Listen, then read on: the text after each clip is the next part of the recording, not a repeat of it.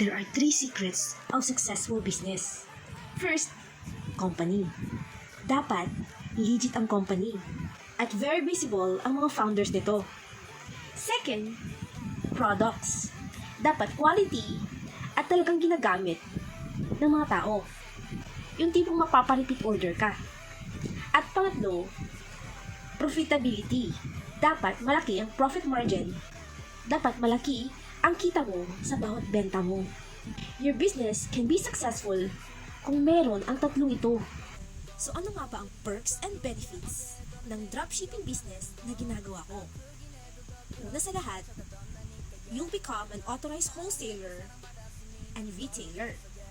Pangalawa, very doable siya at profitable. Pangatlo, lifetime privilege at pwede mong ipamana sa mga anak mo. Pang-apat, easy to manage. Madali lang siyang gawin. Pang-lima, may ready business system na. Susundan mo na lang. At panghuli ay entitled to access all branches globally.